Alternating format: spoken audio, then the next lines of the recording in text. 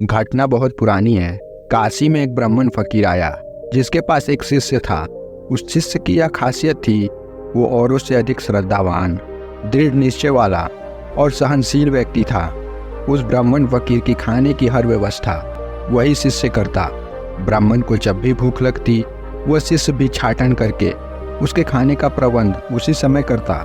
लेकिन इसमें बात हैरानी की ये थी, ब्राह्मण भोजन के पश्चात उसे भोजन के लिए पूछता भी न और बचे हुए भोजन को कुत्तों को खिला देता अथवा उसमें थूक देता, उसे किसी तरह से नष्ट कर देता। 1 से 2 दिन बीत गए। शिष्य को इस बात पे कोई भी हैरानी नहीं हुई। उसके भूखे रहे हुए 2 दिन पूरे हो चुके थे। अगला दिन फिर उसके गुरु ने उससे खाने को प्रबंध करने के लिए कहा। शिष्य ने तुरंत ही भिक्षाटन करने के बाद गुरु के लिए खाने का प्रबंध किया। लेकिन इस बार भी पिछले 2 दिनों की तरह ही गुरु ने भोजन के पश्चात फिर वही किया। अपने झूठे हाथों को बचे हुए भोजन में धो दिया और शिष्य से कह दिया, इस भोजन को कुत्तों को खिला देना। लेकिन वो शिष्य इस बात से हैरान होने की जगह उसकी श्रद्धा गुरु में और बढ़ती चली गई। ऐसा ही रोज होने लगा। शिष्य को पूरे 6 महीने हो गए थे बिना भोजन किए हुए। अधिक भूख के कारण जब उसके शरीर में कमजोरी छाने लगती तो वो गंगा जी का पानी पीकर अपनी भूख को शांत कर लेता। पूरे 6 महीने से केवल वो पानी पे ही जी रहा था। इस बात की पूरी जानकारी थी उस गुरु को कि मेरा शिष्य पूरे 6 महीने से बिना अन्न का है। लेकिन वो गुरु जानबूझकर ऐसा कर रहा था। और इस घटना में खास बात यह है, उसी दौरान कहा जाता है कि काशी में साक्षात अन्नपूर्णा देवी की वास है। पूरे 6 महीने बीतने के बाद अन्नपूर्णा देवी को अपने ऊपर शर्मिंदगी होने लगी। मेरे काशी में 6 महीने से कोई भूखा है। अब उसने अपने दिव्य चमत्कार दिखाने शुरू कर दिए। शिष्य जो भी भोजन लाता, उसे भोजन के लिए जरा भी प्रयास नहीं करना पड़ता। लोग खुद ही चढ़ावा देने आने लगते। भोजन इतना हो जाता कि गुरु के खाने से बहुत ही अधिक हो जाता। भोजन इतना अधिक हो जाता कि गुरु उसे खा नहीं सकता था। 10 से 15 लोगों की भोजन की व्यवस्था हो जाया करती बेहद आसानी से।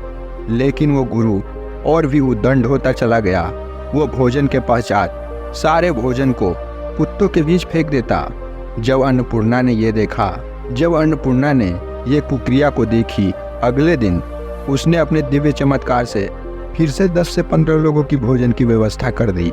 लेकिन इस बार उसके गुरु ने भोजन को कुत्ते के बीच फेंका तो सारे कुत्ते वहां से भाग गए। कोई भी उसके भोजन को सूंघने तक नहीं आया। लेकिन उसके गुरु ने अपनी हार ना मानी।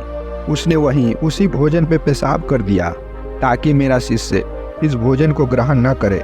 लेकिन वो गुरु ऐसा केवल अन्नपूर्णा को नीचा दिखाने के लिए ही कर रहा था। उसे भली भांति ये जानकारी थी कि मेरा शिष्य मेरी आज्ञा के बगैर कभी भी भोजन ग्रहण नहीं करेगा।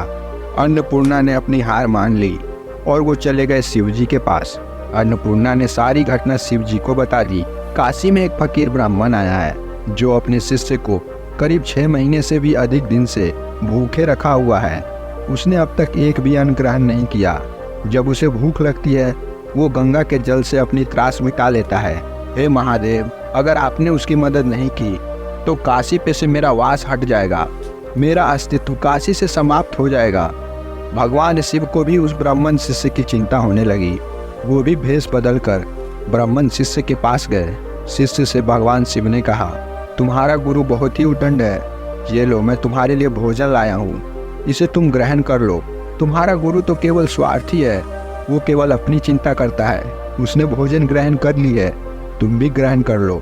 इतना कहना था कि शिष्य गुस्से से भगवान शिव की तरफ देखने लगा और कहा, तुम चाहे जो भी हो, मैं तुम्हारी आदर बस इसीलिए कर रहा हूँ कि तुम मुझसे उम्र में बड़े हो और गुरु ने मुझसे कहा है, हिंसा जरूरत पड़े तभी करना।